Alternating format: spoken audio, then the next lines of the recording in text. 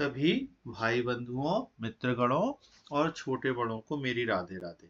आप सभी का स्वागत है मेरे एस्ट्रोलॉजी चैनल पर, जिसमें हम आज जानेंगे भयात, भवोत और नक्षत्र चरण कैसे ज्ञात करते हैं। इसके पहले कि मैं अपने वीडियो को प्रारंभ करूं, आप सभी से मेरा निवेदन है कि मेरा जो चैनल है वो कृष्ण घनश्याम एस्ट्रोलॉजी चैनल है।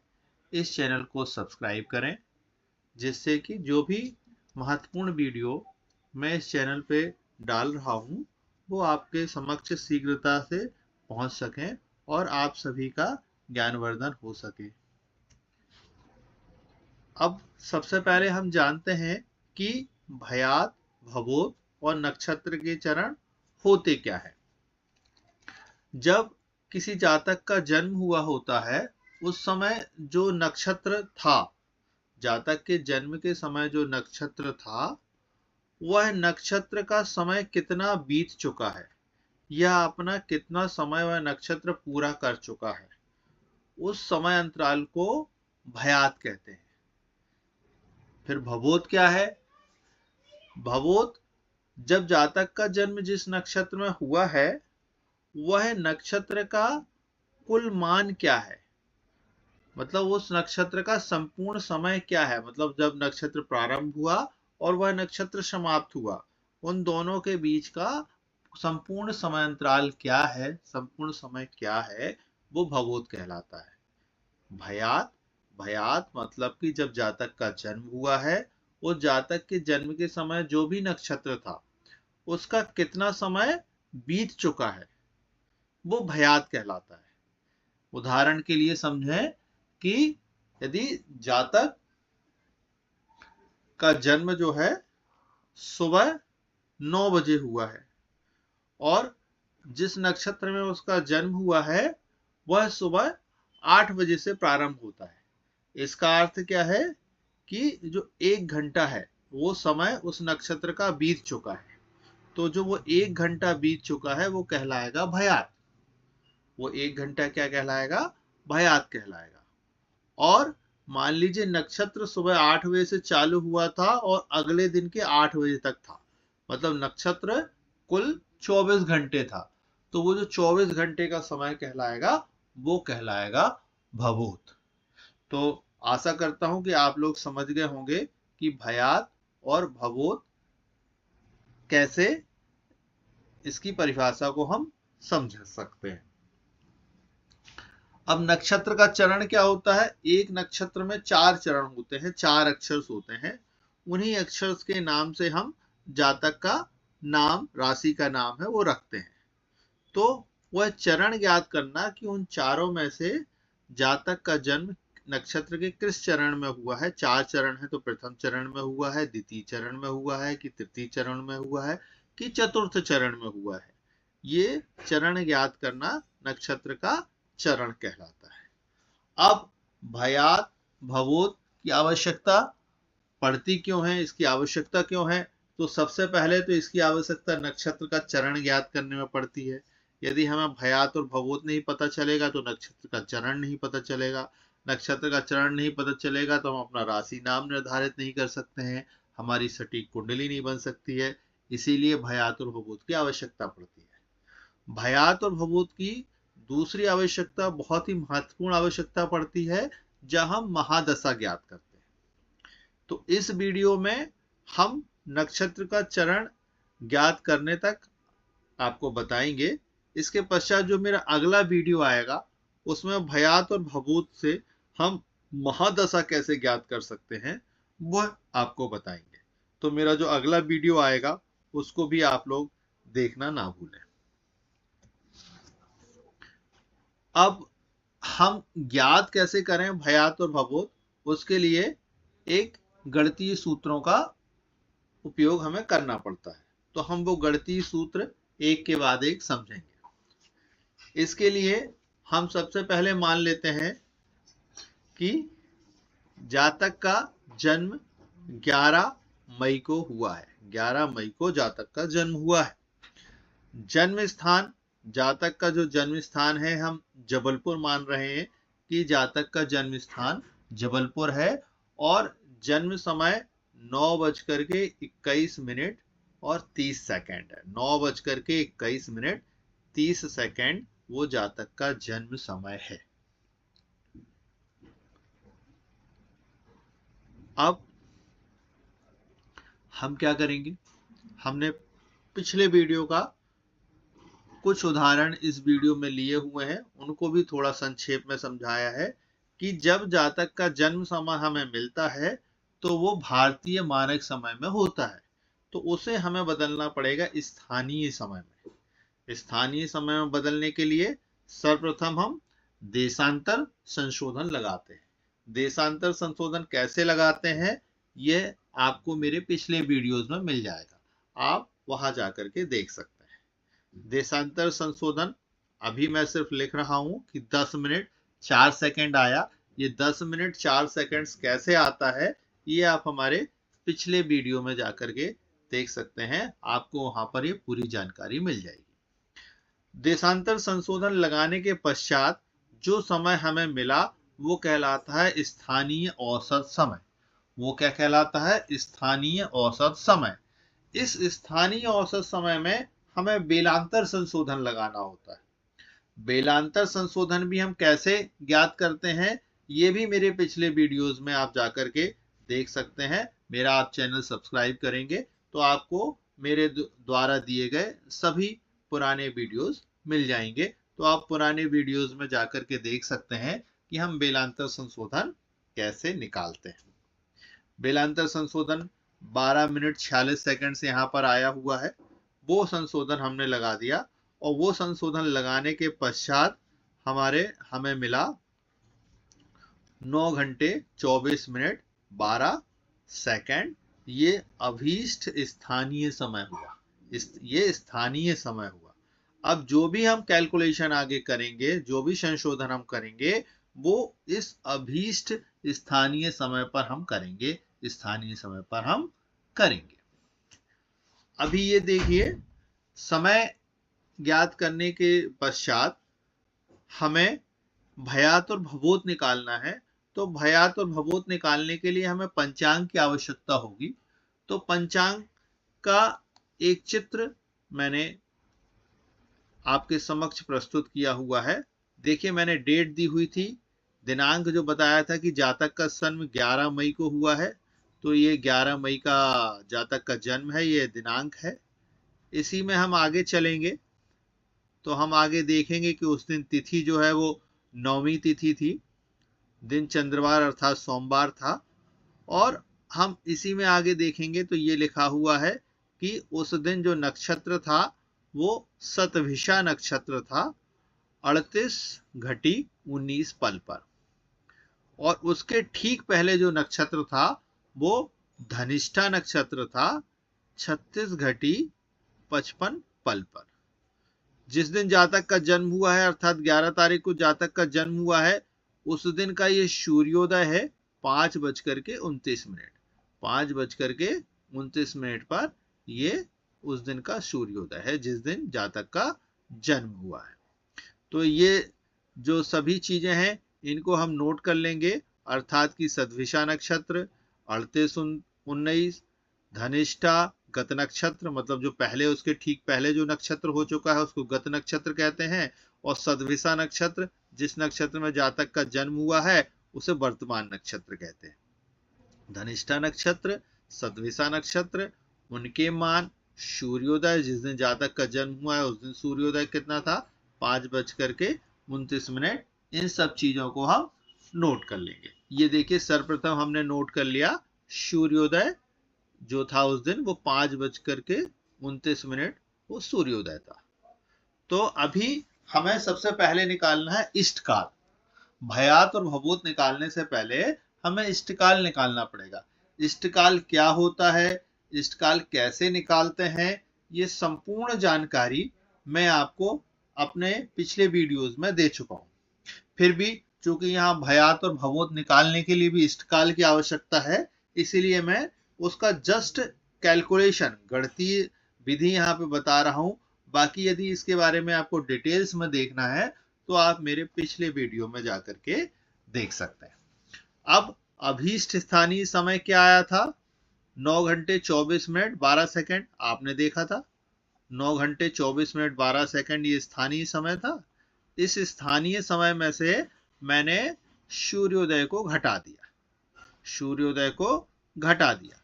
तो देखिए मैंने यहाँ से सूर्योदय को घटाया हुआ है, ये 12 सेकंड है। यहाँ पे चूंकि सेकंड में कुछ नहीं है, 0 0, तो 12 में से 0 0 0 जाएंगे तो 12 सेकंड ही आएगा। 24 में से 29 को नहीं घटाया जा सकता, तो 1 घंटे को मैंने बदल दिया यहाँ पर 60 मिनट में।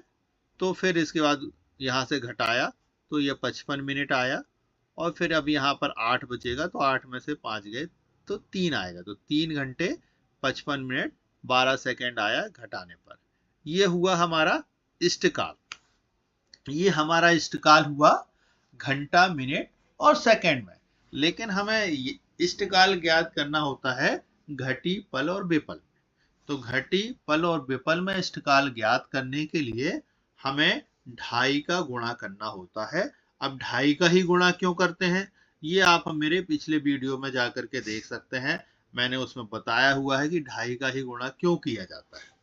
तो 2.5 का गुणा करने के लिए हम क्या करते हैं कि हम पहले इसमें इसका 2 गुना कर देंगे।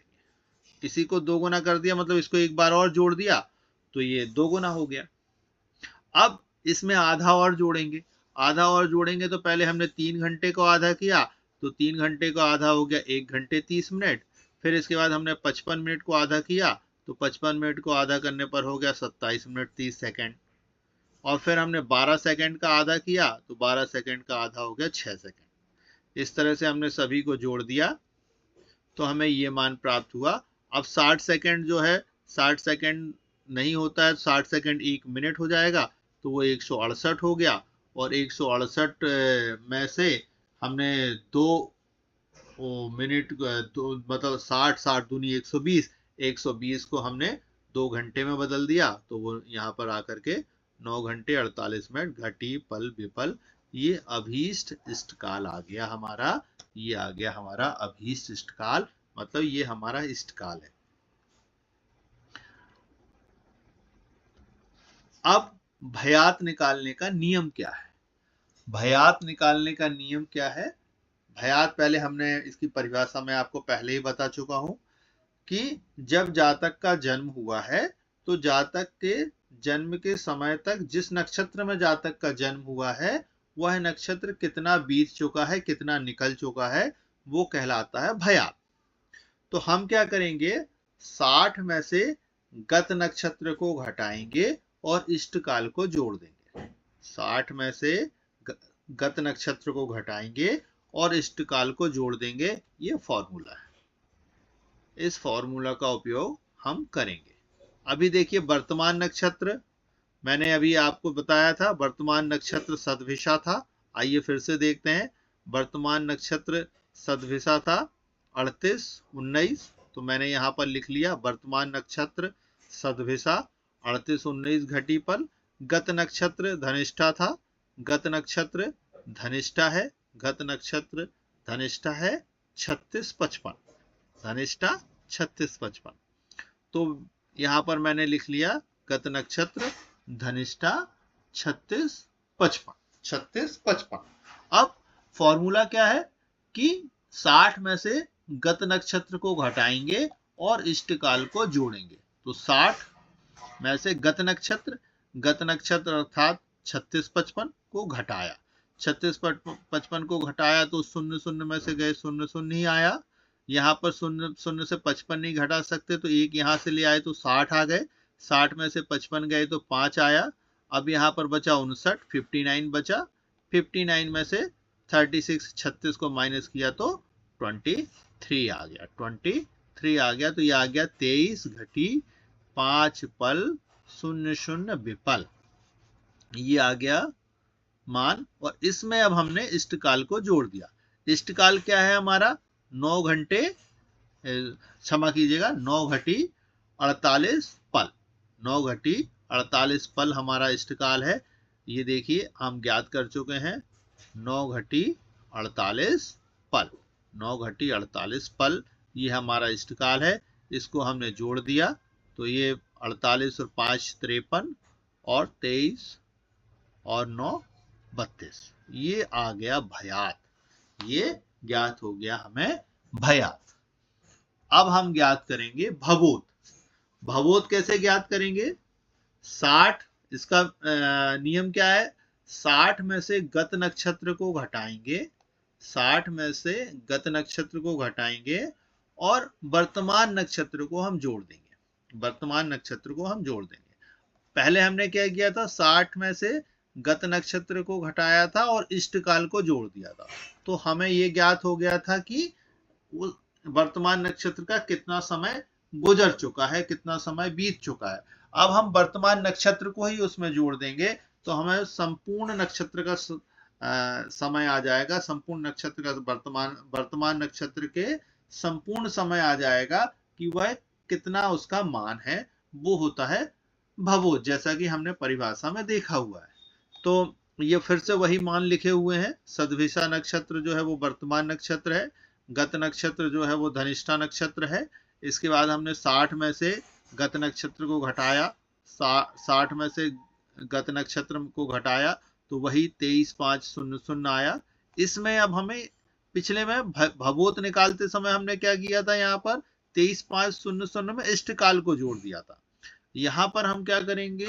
इष्टकाल को ना जोड़ करके वर्तमान नक्षत्र को यहाँ पर जोड़ देंगे। जब हम वर्तमान नक्षत्र को यहाँ पर जोड़ देंगे तो ये जो मान आएगा 61 घटी 24 पल 00 विपल, ये कहलाएगा भवोत।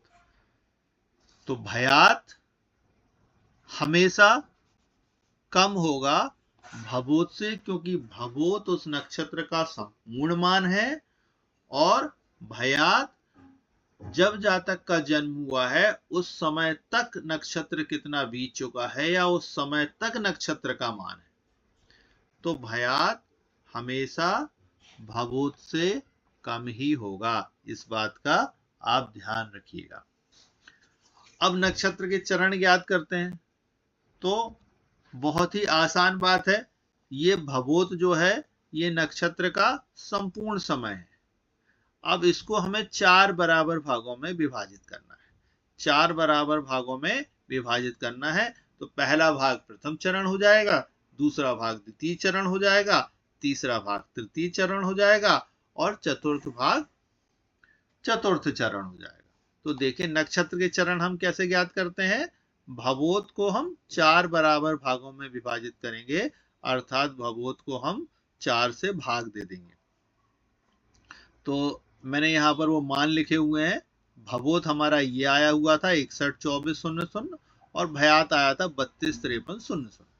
अब इसको हमने 4 बराबर भागों में विभाजित किया। तो पहले हमने 61 में 4 का भाग दिया, तो 61 में 4 का भाग दिया तो 15 दूनी 30, 15 चौको 60, मतलब 15 बार गया और शेष बचा 1 बचा। 1 को हमने बदल दिया सेकंड में, शेष 1 बचा तो उसको क्षमा कीजिएगा 1 को हमने बदल दिया मिनट में, तो वो 60 मिनट हो गया। तो फिर हमने 60 मिनट को फिर 4 से भाग दिया तो 15 आ गया। यदि हमने 61 को 4 भागों में विभाजित किया तो 15 आ गया। 24 को हमने 4 से भाग दिया तो 6 आया, 6 चौको 24, 6 आया और हम इनको जोड़ देते हैं तो हमारा एक भाग आ गया 15 घटी 21 पल, 15 घटी 21 पल एक भाग आ गया, ये एक भाग आ गया। अब हमें चरण ज्ञात करना है तो हमने 15 21 को फिर से इसमें जोड़ दिया तो क्या आ गया? ये 30 घटी 42 पल, ये 2 भाग तक आ गए, मतलब 15 घटी 21 पल तक प्रथम चरण होगा, फिर 15 घटी 21 पल से 30 घटी 42 पल तक दूसरा चरण होगा। फिर इसमें फिर 15 जोड़ देते हैं तो जो मान आएगा तो 30-42 से जो भी मान आता है वहां तक वो तीसरा चरण होगा। तो अभी आप देखिए हमारा भयात कितना था? 32 घटी 53 पल, तो ये 15 घटी 21 से तो ज्यादा है, भयात इससे ज्यादा है, मतलब हमारा प्रथम चरण में नहीं है। फिर हमने इसमें द्वितीय चरण का मान जोड़ दिया, द्वितीय चरण मतलब 15-21 को फिर से जोड़ दिया तो कितना आया? 30 घटी 42 पल, अब 30 घटी 42 पल आया तो ये 30 घटी 42 पल भी कम है हमारे भयात से। भयात से कम है मतलब कि जातक का जन्म दूसरे चरण में भी नहीं हुआ है। अब इसमें हम 15 21 शून्य शून्य और जोड़ देंगे।